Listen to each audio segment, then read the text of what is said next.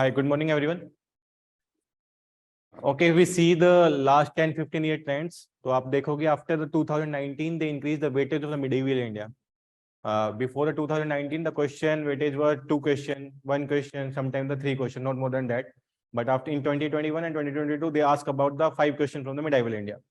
But before 2020 the weightage of the culture and the ancient was equivalent, like जो अभी है इतना ही था, 5 question 6 question was asked from the ancient and the art and culture.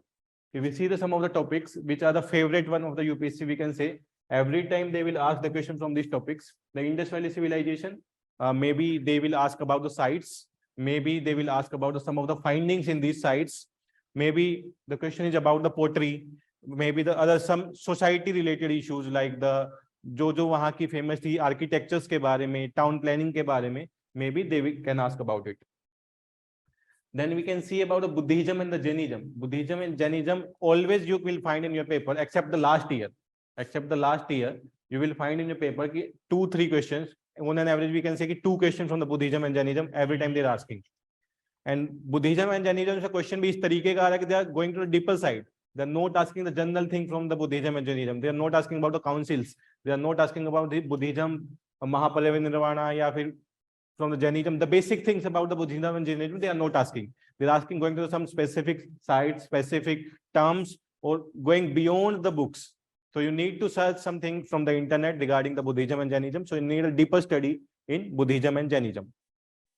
If we come to the art and culture का major themes आपका decide होता है from the current affairs. If you see the question of the art and culture, in 2022 you can see the question number 96 on the temple architecture. The Ramanujan, that's what directly from the current affairs. So the themes will be picked from the current affairs, but the basic knowledge will be from the your books. तो आपको इस तरीके से ही connect करना है. If recently the Modhera temple was in news and it's also get added in the UNESCO tentative list, so it's become responsibility to read about all the sun temples, not only about the Modhera. So you need to read about all the sun temples present in India, under which dynasty they were framed, और किस deity से related हैं different temples, और क्या architectures है. It's related to the Vesara styles or it's related to the Dravidian styles. तो इस तरीके से आपको पूरा comprehensive coverage करना है. Modern के बारे में देखें तो अगर मैं overall देखता हूं तो we see about the moderns में pillars के बारे में वो ज्यादा पूछते हैं, pillars की locations के बारे में. It's contributing almost 10% here. The location of the pillars and what is written on those pillars उसके बारे में question they are asking about. Sometimes they are asking about match the following question on this. तो इस तरीके से they are looking eight कि आपको basic general तो पता है, यू नीड द टाइमलाइंस कि which dynasty came first, which dynasty came later, but what is the specific in those dynasty. अगर मौर्यंस के बारे में we are talking about, what are the some specific things about the Mauryan dynasty जो किसी भी dynasty में नहीं था. If we can see about the architecture of the Mauryans और the pillar inscription of the Mauryan, they were different from the other dynasty. If we can talk about the Gupta periods, their coins start decreasing at that time. कि coins की जो valuation थी, as well as the other things about the coins start decreasing. So what were the reasons about that? And any specific foreign traveler visit during any dynasty, you should know कि exactly what it's all about, क्या क्या उन्होंने बोला था. तो इस तरीके से आपको अपना preparation को पूरा trickle down करना है कि हाँ कैसे पढ़ा जा सकता है. Investment on this subject and return on this subject is very less. If you are investing the 1 month on this subject and you will getting a return of the 40%, not maximum that. So इसीलिए इसमें you need to choose some specific topics, go through those topics very well, like the Indus Valley civilization, Buddhism, Jainism, Mauryan dynasty, Chola, Chera, Pandya dynasty. तो इन सब के बारे में आपको बहुत अच्छे तरीके से पढ़ना है. If we can come to the medieval India में भक्ति सूफी मूवमेंट्स के बारे में अच्छे से पढ़ना है, तुगलक डायनेस्टी के बारे में अच्छे से पढ़ना है, दिल्ली सल्तनत के बारे में अच्छे से पढ़ना है. तो ये 8-10 टॉपिक आप सिलेक्ट करोगे तो you can easily mark the 60% of the question. और इन सबको तैयार करने में आपको ज्यादा टाइम भी नहीं लगेगा. If you are running behind the single question कि मेरा एक भी गलत नहीं होना चाहिए, that's not possible in this subject. That can be possible in the polity, that can be possible in the economy, that can be possible in the geography, but in the case of the ancient, medieval and culture, it's not possible to mark the 100% question right until and unless आप बिल्कुल ही extraordinary ना हो कि आपने history में ही सब कुछ PhD कर रखा है, only then you can mark. But ऐसा अभी तक हुआ नहीं है कि I met the many students, but किसी का भी आज तक 50-60% से ज्यादा इस सब्जेक्ट्स में करेक्ट नहीं होता है.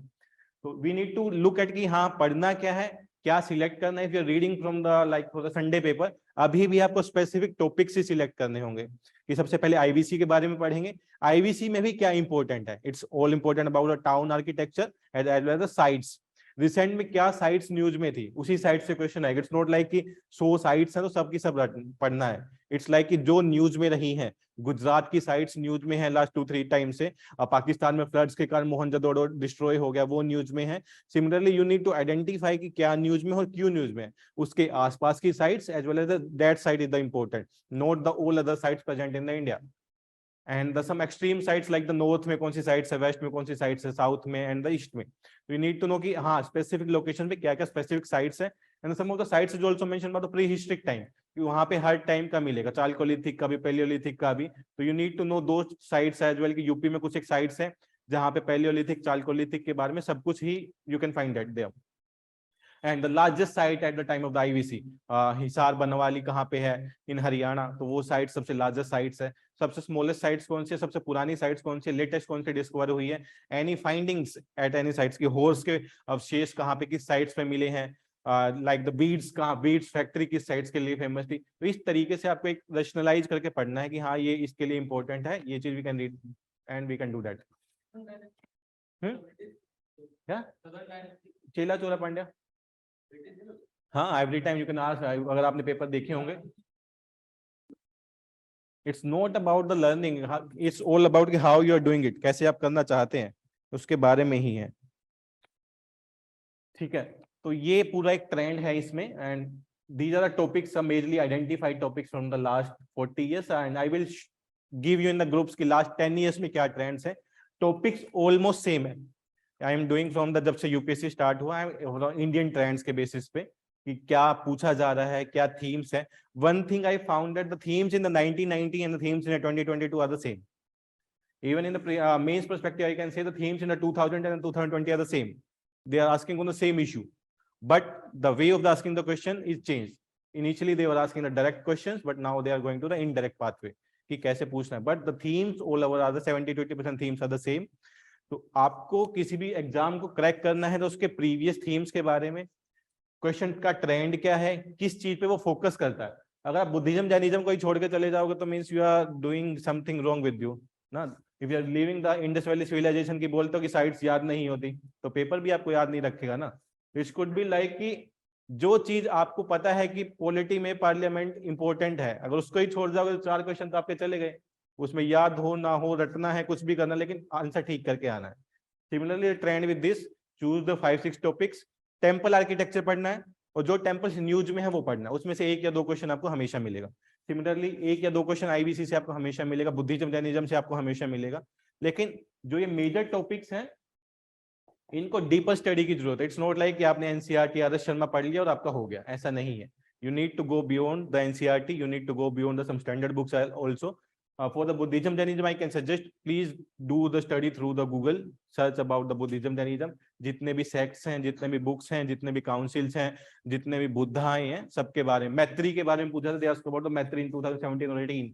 तो similarly they can also ask about the other bodhisattva जो न्यूज में रहते हैं, तो उसके बारे में क्या है। अभी बुद्धिस्ट यूनिवर्सिटी बनी है, कहाँ पे बनी है, anybody can tell me? हाँ, तो उसके बारे में किसने बनाया है, किससे स्पेसिफिक है related. Recently the UNESCO Tibet Buddhism ने एक बच्चे को आइडेंटिफाई किया है हिमाचल प्रदेश में, तो उससे रिलेटेड भी कोई study they can also ask about. उस गुरु का नाम they can ask about, but not the child name the identified. This type of study you need to do about. Some of the sources I can suggest, themes in Indian history part 1, part 2 related to ancient and medieval, part 3 is related to modern India। तो ये तीनों आपके लिए necessary है for the history. And ancient India में अगर RS. Sharma you can read about from the old NCERT book, RS. Sharma NCERT, yes I can write. These are the NCERT books you need to follow. Themes 1, 2, 3 of new NCERT we can say about. So one is about the ancient India, second is about the medieval India, third is about the modern India. And इसके लिए अगर आप you are following standard book, अगर मैं बोलता हूँ आप you are following Poonam Dalal Dahiya, तो पढ़ने की जरूरत नहीं है। Dalal Dahiya, it's a book available in the market, it's a very well covered book. You can find ancient and the medieval in the single book. They are covering the major themes, major sites as per the demand of the examination. So you can skip this book and you can read from ancient and medieval from this book. बस themes and the fine art is the most important one, उसको skip नहीं करना है। Themes in Indian history 1, themes in Indian history 2 and the fine art class 11 and 12। Part 2 अभी recently last to last year से release किया NCERT ने, so it's become more important now. Fine art part 1 पहले 11th class में आता, जिसमें बुद्धा की different different images show कर रखी हैं, डिफरेंट डिफरेंट लाइक की साइट्स के बारे में उन्होंने, आर्ट्स के बारे में बताया, केव्स के बारे में they are given some information. तो these are the books important for the ancient and the culture. Culture के लिए आप लोग लाइक की, मैं तो सजेस्ट करूंगा कि बेसिक कल्चर के बारे में आप नितिन सिंघानिया को फॉलो करें। Note page to page, choose some of the themes जहां से पूछा गया। They are asking about poetry, they are asking about the some of the regional जो फेस्टिवल्स हैं उसके बारे में पूछ रहे हैं, डांसेस के बारे में पूछ रहे हैं, तो वहां से आप you can read it about and focus on the current affair parts. Current में क्या क्या न्यूज में है कल्चर से रिलेटेड। गवर्नमेंट ऑफ इंडिया ने कोई प्रोग्राम तो नहीं चलाया कल्चर से रिलेटेड, यूनेस्को साइट्स में कोई साइट्स तो नहीं ऐड हुई है, कोई टेम्पल तो नहीं ऐड हुआ है। इस तरीके से उसी बुक में वहीं पे ऐड कर लेना कि ये this was in the news, so it's become more important than the other one. तो उस पे ज्यादा फोकस करके बाकी कंटेक्स्ट में कम फोकस करना है, so you can directly mark your answer right. Sir, do we need to study fully line by line, or we have to do selective study as per the recent trend? You need to do the selective study as per the trend. If you are getting more time to read the and you are having the interest पे भी depend करता है। किसी को खोलते ही नींद आने लग जाती है इन बुक्स को, किसी को है कि बहुत पढ़ने में मजा आता है। कल्चर को स्पेसिफिकली तो आर्ट पार्ट, मिडाइवल को तो नहीं बोलो, आर्ट पार्ट को देखने में किस टेम्पल में क्या है, कैसे बनाया है, कैसे डिफरेंस है, क्या लोकेशन, तो वो डिपेंड करता है पर्सन टू पर्सन। जिसको मजा आता है ही can stretch the subject for the one month also, but जिसको नहीं आता मेरे जैसे को, I can close this subject in a week. तो इस तरीके से you need to focus on specific things. सबसे पहले अगर आईबीसी स्टार्ट कर रहे हो तो आईबीसी को पेज टू पेज पढ़ लो, क्योंकि बहुत इंपॉर्टेंट चैप्टर है, बहुत इंपॉर्टेंट साइट्स है, हर बार क्वेश्चन आता है। तो अगर आप आईबीसी में इन्वेस्ट कर रहे हो 4-5 घंटा, तो उससे रिटर्न आपको 1-2 क्वेश्चन मिलेगा and you can directly confidence के साथ जो मार्क करना होता है ना, इट्स टाइप ऑफ चैप्टर है आईबीसी, जहाँ पे आप कॉन्फिडेंस से 100% मार्क कर सकते हैं। सिमिलरली द बुद्धिज्म जैनिज्म में ऑप्शंस में आपको 1-2 टर्म्स तो पता होती है, बट बाद की 2-3 टर्म ऐसी होती है जो सुनी नहीं है, तो उसके लिए नोट्स बनाइए अपने बुद्धिज्म जैनिज्म के लिए। मल्टीपल इंस्टीट्यूशन के नोट्स रेफर करेगी, हाँ भाई इस इंस्टीट्यूशन ने ये कुछ एक्स्ट्रा लिखा है, नोट डाउन सिंगल पेज कि यहाँ पे ये पूरा बुद्धिज्म जैनिज्म 2-3 पेज में कवर्ड है, तो कुछ भी क्वेश्चन आएगा उससे बाहर नहीं आएगा, तो they are focusing on it. अगर बुद्धिज्म जैनिज्म के बारे में कोई रिसेंट में फेस्टिवल आया है, कोई आफ्टर 25-50 ईयर्स के लिए फेस्टिवल सेलिब्रेट हुआ है, या फिर कोई उनकी ज्यादा बड़ी इमेज कहीं पे सेटअप हुई है, लाइक श्रवण बेलगोला की तरीके से कोई इमेज सेटअप हुई है जैनिज्म की, तो वो आपको पता होना चाहिए, उसके अकॉर्डिंग आप you can read the subjects. Medieval में 3 पार्ट ही ज्यादा इंपॉर्टेंट है, दिल्ली सल्तनत वाला पार्ट, तुगलक डायनेस्टी वाला पार्ट एंड द लास्ट में भक्ति एंड द सूफी मूवमेंट्स। तो इन तीनों पार्ट पे आपको ज्यादा फोकस करना है rather than the other parts. तो basic idea, you need to focus on the fine art book, these 2 books related to the culture part. You need to focus on themes 1 and 2 related to the ancient and medieval parts. And I will suggest कि this book is good one. Read है, अच्छे 2-3 बार read की हुई है, and also but take the updated part. Updated जो market में है वही वाला लेना। तो इसमें ऑलमोस्ट एंशिएंट एंड मिडाइवल एक जगह पे कवर है, तो मल्टीपल सोर्स पे नहीं भागना है, मल्टीपल चीजों को कवर नहीं करना, क्योंकि रिटर्न ज्यादा नहीं है। If you are reading this book page by page तो आप 70% कवर कर लेंगे, सिलेक्टिव कर दें तो 60% कर लेंगे, तो इससे बियॉन्ड जाने का जरूरत नहीं है। These are the enough source to attempt the question of the ancient medieval and culture in the examination. कोई बोलेगा कि तमिलनाडु बुक कर लो, कोई बोलेगा कि बहुत सारी अलग अलग बुक, बुद्धिज्म जैनिज्म, कुछ बंदे तो बुद्धिज्म जैनिज्म के लिए इतना बड़ा बुक लेके घूम रहे हैं, but the investment is the question 1 और 2 आता है तो वैसे भी आ जाएगा आपको, इतना बड़ा बुक पढ़ के तो बाकी भी भूल जाओगे, पॉलिटी भी जाता रहेगा, इकोनॉमी भी जाता रहेगा। तो be selective in your sources.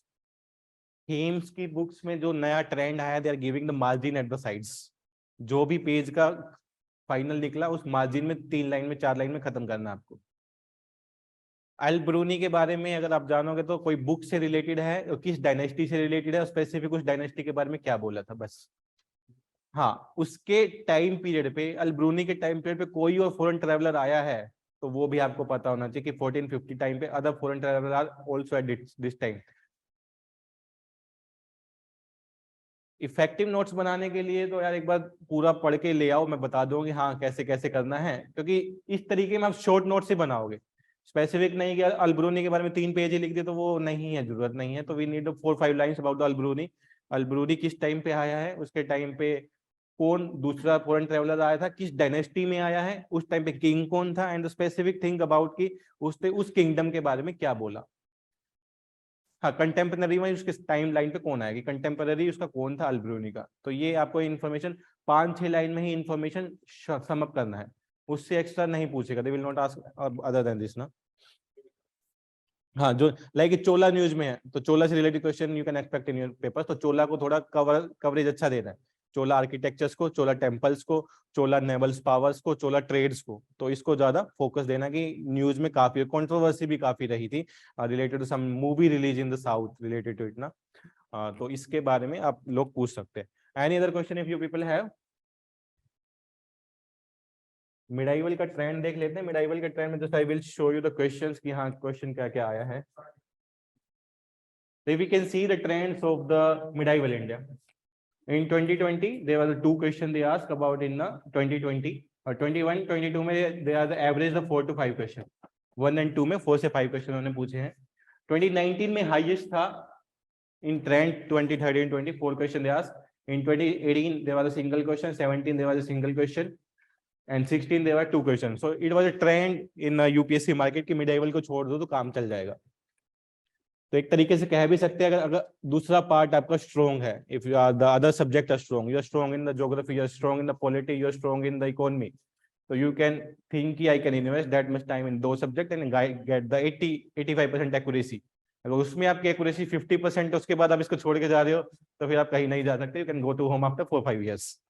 तो ये it's a reality, it's a harsh reality, अगर आप मानो या ना मानो, it's a harsh reality.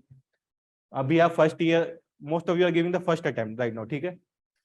First attempt के बाद आपको लगेगा कि यार 2-3 महीने आप ऐसे ही निकाल लोगे सदमे में कि यार मेरा 95 बना था, 98 कट ऑफ बोल रहे हैं, 2 महीना कट ऑफ डिस्कशन में ही चला जाता है। If you are thinking you are much confident कि यार मेरा 90 से ऊपर आएगा, start from the next day की मेंस का प्रिपरेशन शुरू हो जाना चाहिए। बट आप फोन करके पूछते हो, सारे डिस्कशन देख लेते हैं यूट्यूब पे, जितने भी कोचिंग इंस्टीट्यूट के डिस्कशन आएंगे, कौन क्या कट ऑफ बता रहा है, मृणाल ने क्या बताई है, इट डजंट मैटर ना। आप पेपर करके आ चुके हैं, अब तो जो होना था हो गया।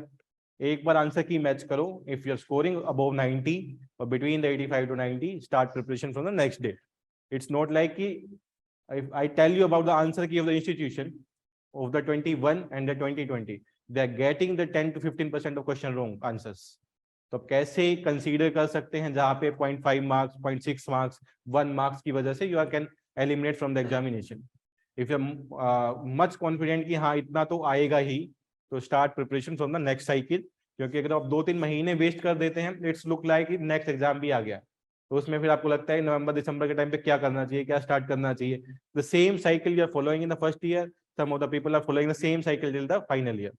तो फाइनल ईयर में ग्रेजुएट होके without any degree you can go, कि हाँ पढ़ा है लेकिन कोई डिग्री भी नहीं है, no recognition, but you have the some of the knowledge. वो भी नॉलेज उस तरीके के जो आपने सिलेक्शन किया कि हाँ ये पढ़ना चाहिए, नहीं पढ़ना चाहिए, तो उसमें भी इश्यूज है। तो प्रिपरेशन कहा जाता है कि फर्स्ट 2 years में ही प्रिपरेशन होता है, उसके बाद तो जस्ट अ रिवीजन। अगर आप प्रिपरेशन कर रहे हैं, नोट्स बना रहे हैं, that's the your coaching time, and when you are attempting the paper for the first और second time, that's is the preparation phase only. उसके बाद तो फिर उसमें एड अप होता है, you can just rectify your mistakes कि इसमें ये मिस्टेक्स हुई थी, आई कैन रेक्टिफाई। अगर आप फर्स्ट सेकंड ईयर में नोट्स नहीं बना रहे हो, इट्स बिकम वेरी डिफिकल्ट कि नेक्स्ट ईयर पे फिर सोचो कि बनाना है या नहीं बनाना है।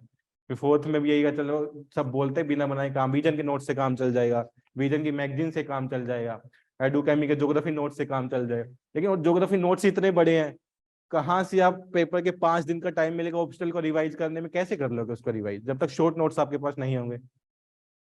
तो हर सब्जेक्ट का शॉर्ट नोट्स आपके पास होना चाहिए, बिकॉज रिवीजन टैक्टिक्स, रिवीजन करने के लिए लास्ट 7 days में अगर आप एक बार पूरा गो थ्रू हो जाते हो सिलेबस से, इससे सबसे पहले तो आपका आएगा कॉन्फिडेंस लेवल बढ़ जाता है, और कॉन्फिडेंस भी एक मेजर रोल प्ले करता है इस एग्जामिनेशन में, because confidence get you the 4-5 question extra right, instead of कि आपका कॉन्फिडेंस बिलो है एंड यू आर थिंकिंग कि यार नहीं होगा, नेगेटिव माइंड आप में है, तो आप 4-5 क्वेश्चन वैसे ही गलत करके आ जाते हैं। तो बी कॉन्फिडेंट, और कोई भी इश्यू है तो I am with you till the prelims, तो आप लोगों का प्रीलिम्स तो हो ही जाएगा। तो बस you need to follow the trend, क्या चल रहा है, कैसे करना है। आई थिंक ये तो समझ आ गया कि पढ़ना क्या है और कैसे पढ़ना है, क्योंकि जो मेजर इशू है इस इंडस्ट्री का और पूरी मार्केट का, आई कैन से सबको पता है सिलेबस ये है, उसमें से क्या पढ़ना है, उसमें से क्या सिलेक्ट करना है, उसके बाद कैसे पढ़ना है। तो ये ज्यादा इंपॉर्टेंट है। एनालिसिस करने के बाद हमें सबसे बड़ा मेजर क्या पता लगता है, 100 टॉपिक्स में से फोकस तो 40 टॉपिक्स पे ही है। अगर 40 में अगर 20 और एक्सटेंड कर दिया मैंने, तो I am covering the almost the 90% of the question. तो why I am looking beyond those topics. First reading में I can go to the 100 topics, but in the second reading I am confined to those 40-50 topics only, जहां से major trends है, जहां से major question है। और ये भी नहीं होगा कि नेक्स्ट आप एग्जाम में बैठोगे 100% चेंज हो गया। अगर 80-90% पूछ रहे हैं तो मे बी 70% हो सकता है, उससे कम नहीं हो सकता हमेशा। लिटिल थोड़ा थोड़ा ही change, it's not like abrupt change कभी नहीं हुआ है अभी तक यूपीएससी में। धीरे धीरे थोड़ा थोड़ा चेंज करते हैं। तो you can rely on the previous year कि क्या ट्रेंड है, क्या पूछा है, कैसे पूछा है। और इनको एनालाइज करने का सबसे बढ़िया तरीका होता है हर एक स्टेटमेंट को पढ़ना है, स्टेटमेंट किस तरीके से फ्रेम हुई है। If you are looking at the framework of the polity question statements, तो आपको लगेगा direct statements note mention in the book, but it derived from the two statements. कि हाई कोर्ट अपनी जजमेंट को रिव्यू कर सकता है, but not having a major power than the Supreme Court. It's not directly mentioned in the your Lakshmikant, but in the High Court part and in the Supreme Court part, they are saying these are the court of record. तो उस part से they are taking the statements and they are framing those statements. तो framework भी आपको देखना है। It's not enough कि आपको पता लग गया कि 8 क्वेश्चन है, 10 क्वेश्चन है, 15 क्वेश्चन है, these are topics.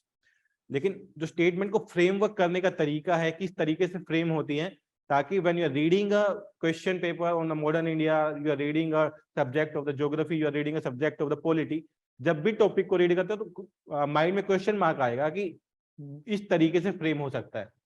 जब ये आना शुरू हो जाएगा कि you are on the right track, कि now you are thinking according to the exam perspective. लेकिन जनरली क्या होता है, चेयर पे बैठते हैं, बुक खोली है, 10 पेज पढ़े, चलो आज का टारगेट पूरा, बट उन 10 पेज से क्या पूछेगा, कैसे पूछेगा, क्या रहेगा, क्या नहीं रहेगा, that is the much important. So can you please repeat the topics once more? We wanted to recheck. Yes.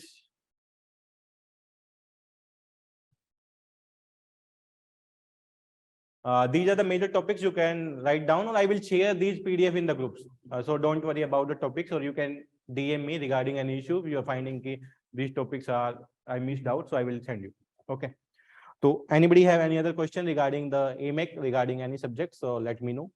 लेकिन आप लोगों का टारगेट ये होना चाहिए, आज एमएक का लास्ट 10 ईयर्स का आप लोग एनालाइज करके लेके आएंगे, उसमें से मेजर थीम आइडेंटिफाई करेंगे, उन मेजर थीम्स में से मेजर टॉपिक्स आइडेंटिफाई होंगे कि क्या पहले फोकस करना है।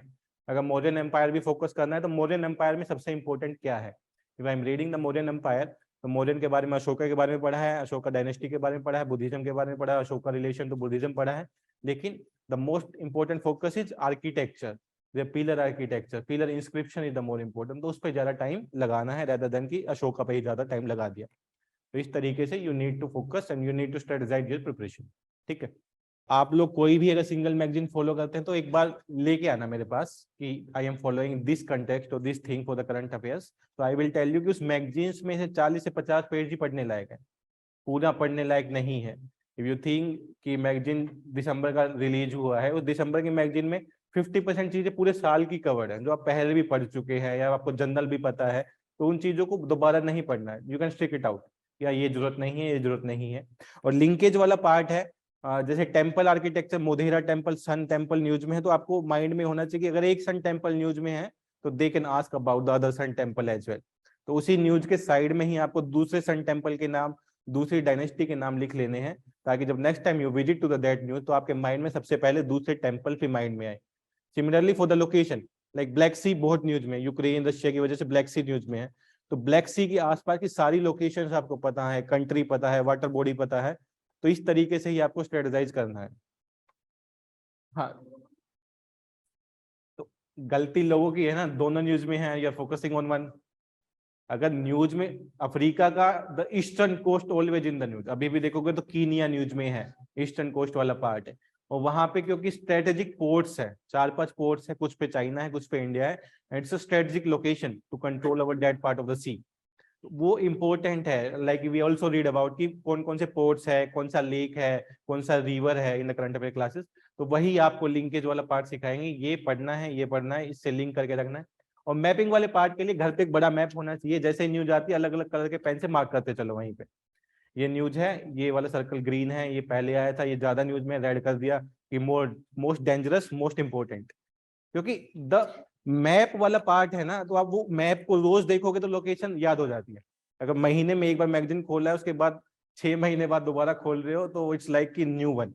बट मैप लगा हुआ है, physical map of the world as well the physical map of India, वहां पे लोकेशन और मार्क करते चलो कि ये लोकेशन न्यूज में है। मेरा तो यही रहता था whenever I am reading, कि कोई भी लोकेशन में न्यूज़पेपर रोज, I am giving the 50 minutes to newspaper daily, I am looking at the newspaper, marking the, क्योंकि ये टेबल है, यहाँ पे मेरा मैप होता था, I am marking the location in the news कि ये न्यूज में आज आया है, ये कल आया। उससे एक ट्रेंड भी पता लगता है कि वही रिपीट हो रही है, हर 2-3 महीने में वही लोकेशन न्यूज में। लास्ट 6 महीने से रशिया यूक्रेन चल रहा है, कभी ब्लैक सी आ जाएगा, कभी एरल सी आ जाएगा, कभी कैस्पियन सी आ जाएगा, कभी कोई पोर्ट आ जाएगा, कभी मुंबासा पोर्ट केनिया का आ जाएगा, कभी लेक विक्टोरिया की साइड पोर्ट वाला आ जाएगा। लेकिन the repetition the same, the cycle is the same, रोज नई न्यूज नहीं है। If they are giving the question from the gas pipeline, वही 2 गैस पाइपलाइन है, वही 3 बार रिपीट होंगी, may be due to different issue, लेकिन लोकेशन तो उनके आसपास का सेम है ना। जब उसको ट्रैक करना शुरू कर देते तो आपको पता लगना शुरू हो जाता है कि यार चीजें तो वही आ रही हैं। Why I am so confused about the current affairs? Why I am so confused about the other parts of the examination? तो एक प्रोसेस है, सिलेबस ज्यादा बड़ा नहीं है, बना दिया गया है, उसमें से पढ़ना कुछ लिमिटेड पार्ट ही है, उसको स्ट्रेटेजाइज करना बहुत इंपॉर्टेंट है। क्या पढ़ना है, कैसे ट्रैक पे लेके आना है, और जैसे ही विद इन अ मंथ आप लोग ट्रैक पे आ जाएंगे तो आपको एंजॉय करने में मजा आएगा कि this is a good process to learn, it's a good process to attempt, it's easy to clear this exam. तो वो आप लोग कर सकते हैं, ठीक है। और किसी को भी कोई भी करंट अफेयर रिलेटेड या एनी सब्जेक्ट रिलेटेड जीएस में you have any problem regarding it, please let me know, ठीक है।